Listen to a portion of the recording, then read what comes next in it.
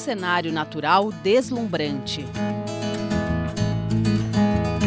O Parque Nacional Lençóis Maranhenses é o maior campo de dunas da América do Sul. A área de 1.500 km² é composta por rios, manguezais, vegetação, lagoas de água cristalina e dunas que podem chegar a 20 metros de altura. Fica no litoral oriental do Maranhão, a cerca de 250 quilômetros da capital São Luís. Está dentro de uma região de cerrado, mas tem forte influência dos biomas Caatinga e Amazônia. De acordo com estudos, as dunas surgiram há pelo menos 10 mil anos. Os lençóis maranhenses são resultado da combinação das chuvas com a areia fina e a força dos ventos. A chuva bate na areia, a água se infiltra no solo, enche o lençol freático que transborda, criando lagoas entre as dunas. Em julho de 2024, a Unesco, Organização das Nações Unidas para a Educação, Ciência e Cultura, concedeu ao Parque Lençóis Maranhenses o título de Patrimônio Natural da Humanidade. Um reconhecimento pela rara beleza de um ambiente único no Brasil e no mundo.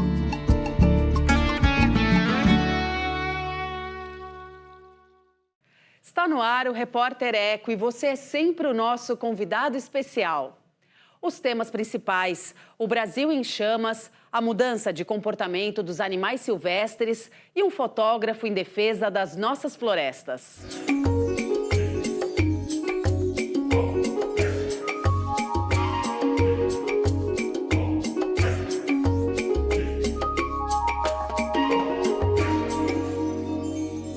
Veja os destaques do programa de hoje. Pesquisadores e ambientalistas analisam o impacto da seca e das queimadas persistentes no país. Estudo comprova que alguns bichos do Cerrado e da Mata Atlântica alteram hábitos para sobreviver à proximidade com os seres humanos. E Mário Barilla une a paixão pela fotografia com a vontade de preservar a natureza.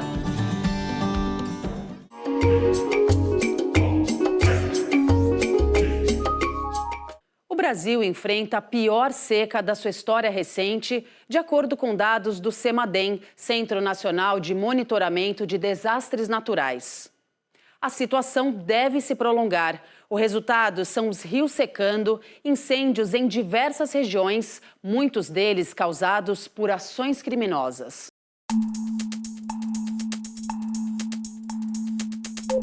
As chamas se espalharam em grande parte do Brasil. Amazonas, Pará, Mato Grosso do Sul, Minas Gerais, São Paulo. Desde 2010, não se via tanto fogo no país entre os meses de janeiro e agosto, de acordo com o programa Queimadas do Instituto Nacional de Pesquisas Espaciais, INPE. A gente vê um aumento bem grande na Amazônia, no Pantanal e no Cerrado, e isso é muito preocupante, né?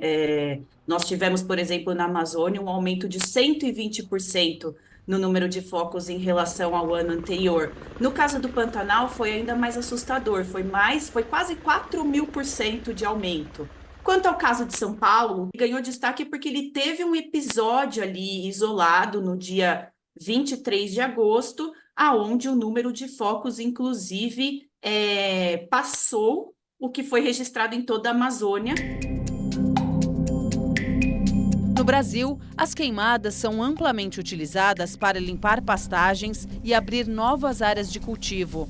O país enfrenta a pior seca dos últimos 70 anos, causada principalmente pela ação das mudanças climáticas, o que contribui para que o fogo se alastre sem controle. O que acontece é que essa parte de prevenção, parece que não aconteceu. E esse fogo está saindo do controle e é claro que todas essas agências em conjunto não conseguem dar conta da demanda para combater os incêndios. Além dos incêndios acidentais, o uso criminoso do fogo no país, em áreas de florestas, com o objetivo de ocupar ilegalmente terras públicas e também em plantações, agrava o cenário, que deve se prolongar. Com certeza, o fogo não ocorreria se fosse só uma questão climática. A atividade de fogo no Brasil, ela tem o pico em agosto e setembro, sendo setembro o mês realmente que mais tem atividade de fogo historicamente.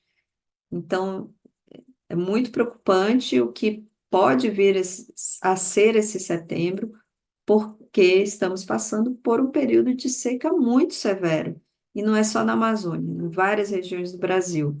Então, mais do que nunca, precisamos ter responsabilidade no que diz respeito ao uso do fogo, no Brasil. A Amazônia é o bioma mais afetado, concentra quase metade dos incêndios do Brasil. A situação do Pantanal é também tão grave que a ministra do Meio Ambiente, Marina Silva, alertou que a maior planície inundável do planeta pode desaparecer até o final deste século, se o aquecimento global não for contido. Para os especialistas, a impunidade diante dos incêndios ilegais estimula os crimes contra o meio ambiente. O fogo na Amazônia, ele é uma consequência de ações provocadas por humanos. Então, por isso, quando a gente pensa em como resolver essa crise que o país atravessa no momento, para além de aumentar a capacidade operacional, é preciso aumentar a responsabilização e a punição desses infratores ambientais. O Greenpeace publicou recentemente 2 estudos. Um desses estudos olhou para as fazendas que participaram do Dia do Fogo, lá no estado do Pará, em 2019. E aí, quando a gente olha para o valor das multas, no total, foram 1,2 bilhões em multas e apenas 41 mil do valor total foram pagos. Isso representa 0,003%. O fogo e a fumaça intensificam a emissão de gases de efeito estufa na atmosfera, trazem problemas para a saúde humana, ameaçam a biodiversidade e o equilíbrio socioambiental e geram prejuízos econômicos. Além de prevenção e combate aos incêndios e punição efetiva para os criminosos, é fundamental reavaliar políticas públicas. A fumaça ali da região amazônica, pegando carona na fumaça do Pantanal, chegou também no Sudeste, chegou em São Paulo. Então, quem está perto sofre com os impactos, quem está distante também. Muitas dessas fazendas que usam do fogo ilegal, elas recebem tranquilamente financiamento para exercer sua atividade agropecuária. Então, elas recebem crédito rural, que é um instrumento da política agrícola brasileira, com taxas de juros subsidiados, com recurso do orçamento da União, e não existe nenhum tipo de filtro por parte dos bancos para não conceder recursos para quem está queimando ilegalmente.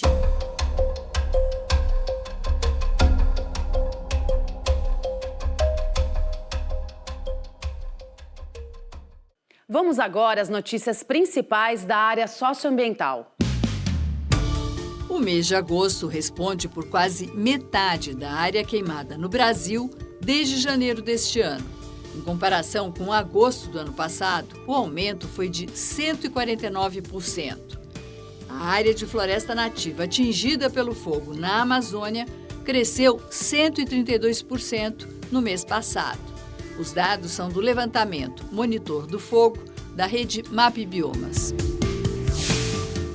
A ministra do Meio Ambiente e Mudança do Clima, Marina Silva, afirmou que é essencial frear a regularização de terras desmatadas ilegalmente. A ministra defendeu também o aumento das penalidades, especialmente para quem usa o fogo para destruir os biomas. Você acompanha logo mais aqui no Repórter Eco.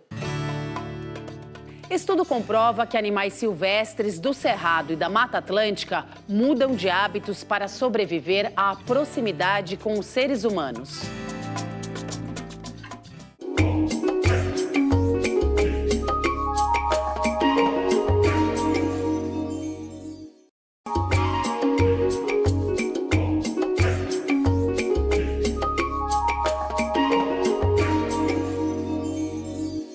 Os animais silvestres mudam de hábitos em áreas ocupadas por casas, bichos domésticos e estradas. Os cientistas confirmam que algumas espécies do Cerrado e da Mata Atlântica alteram drasticamente a rotina de vida para sobreviver à presença humana. Agricultura, estradas, presença de cães domésticos. As interferências humanas nos ambientes naturais são tão intensas que estão alterando o comportamento dos animais silvestres.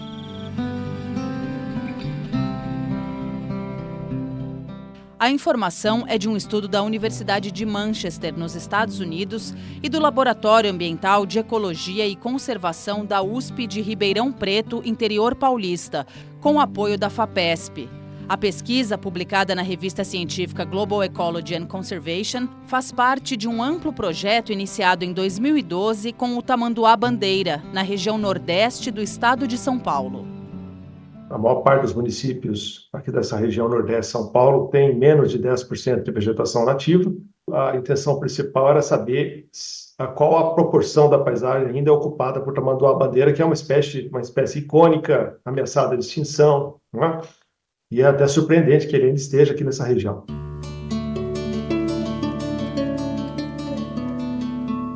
Na nova etapa, foram instaladas armadilhas fotográficas para coletar dados durante 2 anos. Os registros foram realizados em áreas protegidas de unidades de conservação e reservas legais de propriedades particulares, além de áreas degradadas ao longo de 5 quilômetros do entorno, as zonas rurais propriamente ditas do Cerrado e da Mata Atlântica. A gente usou armadilhas fotográficas, né, sorteando pontos a cada 200 hectares com uma armadilha fotográfica que ficou operando durante 30 dias em média. E a gente então colecionou um esforço de cerca de 6.000 armadilhas dia em 208 pontos. Os pesquisadores selecionaram 6 espécies de mamíferos de diferentes funções ecológicas para compor as análises. A gente pegou um predador de topo de cadeia trófica, que é a onça parda, um outro predador menor, que é a jaguatirica, a gente pegou o próprio tamanduá-bandeira, que é um myrmecófago, né? A gente pegou a cutia, que é um frugívoro dispersor de sementes, e a gente pegou um veado, bastante comum aqui, o veado catingueiro, e a gente pegou também um cachorro do mato, que é uma espécie bastante generalista.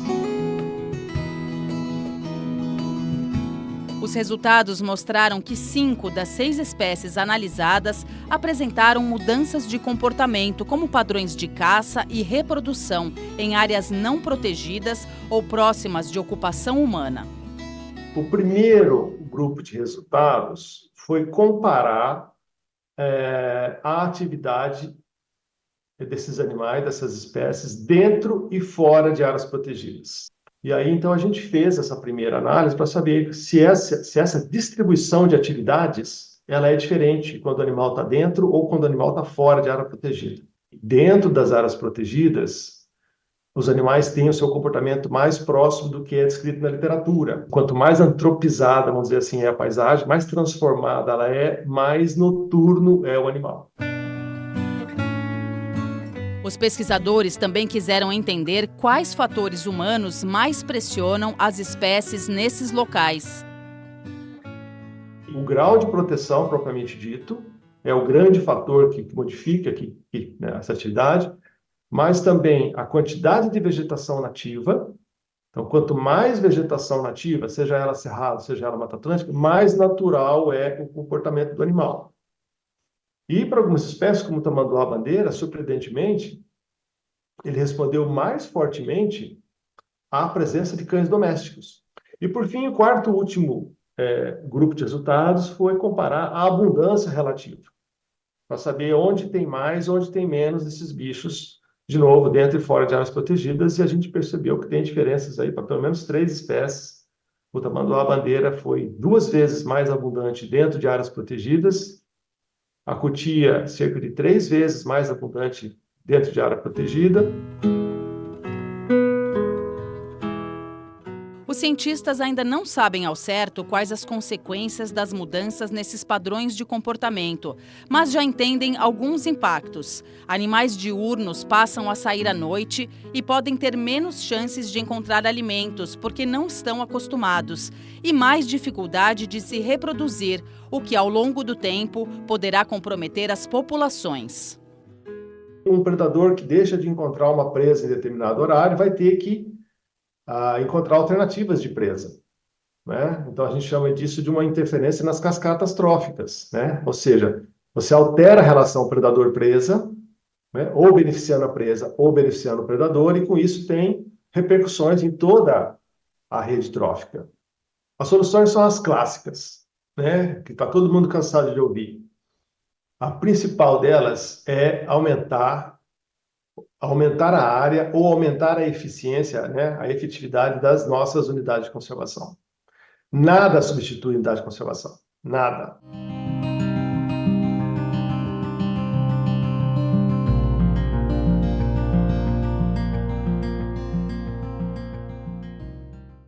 Veja a seguir aqui no Repórter Eco.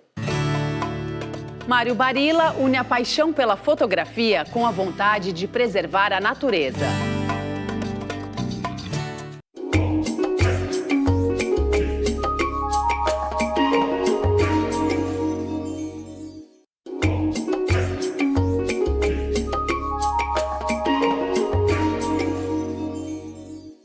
Mário Barilla uniu a paixão pela fotografia com a vontade de contribuir pela preservação das nossas florestas. Ele destina a renda das exposições para apoiar projetos socioambientais e torna viável o plantio de árvores nativas em biomas brasileiros.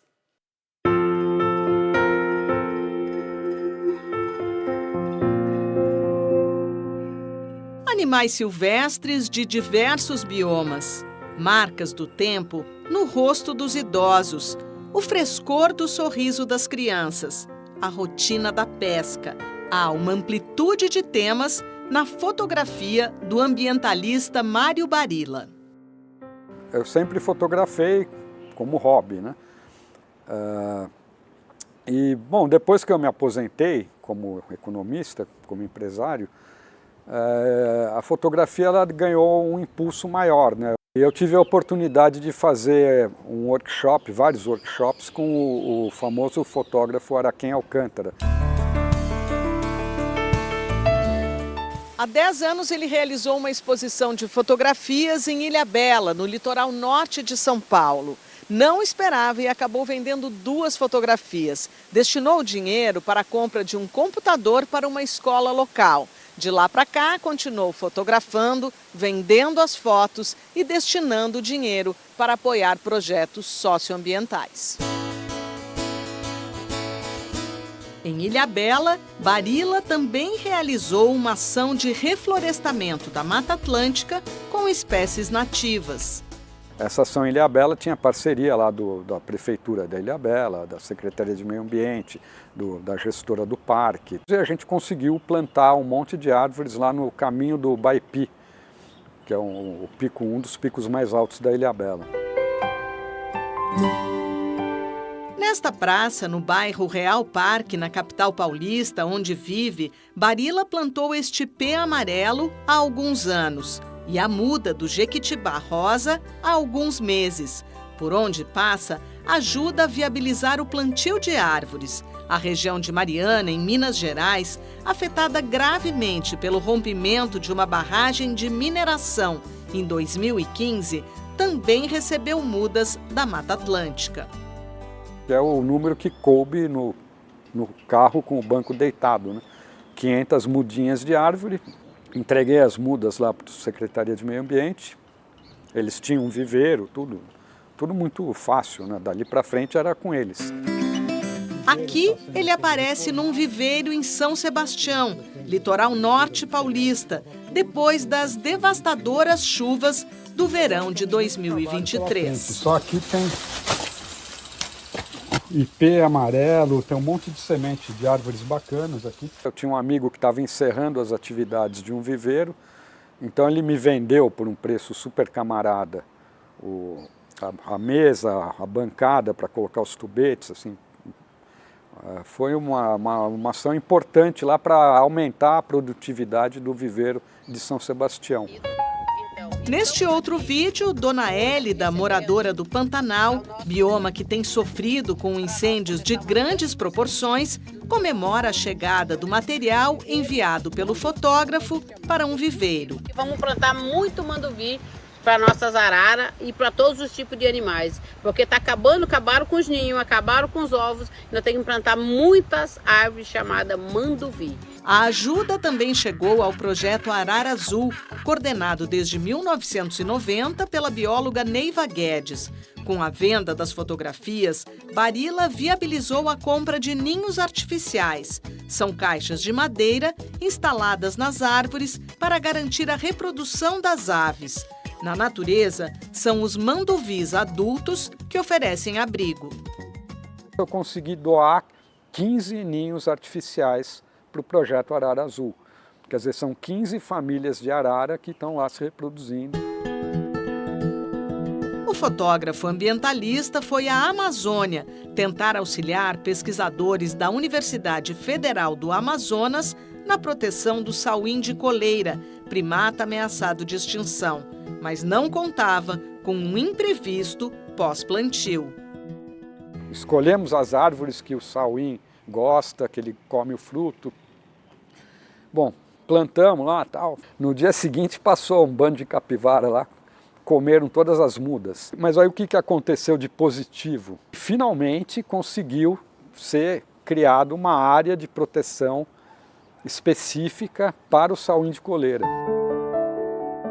As ações socioambientais continuam em andamento, como o plantio das ameaçadas araucárias, associadas à erva mate, na região sul do Brasil. O projeto do fotógrafo se chama Água Vida, em homenagem ao velejador da Nova Zelândia, Peter Blake, que viajou pelo Brasil e acabou morrendo na Amazônia. Ele falava assim: pouca água, pouca vida. Sem água, sem vida. Muita água, muita vida. Por isso o plantio. Eu procuro sempre envolver as crianças. Tenho 61 anos, essas montes de árvore que eu estou plantando, muitas delas eu não vou nem ver grandes, né? Isso eu acho fundamental para a gente começar a tentar reverter um pouco o fato do Brasil ser o campeão mundial do desmatamento. A gente vai, em algum momento, vai ter que mudar esse rumo, parar de desmatar e começar a reflorestar, recuperar áreas.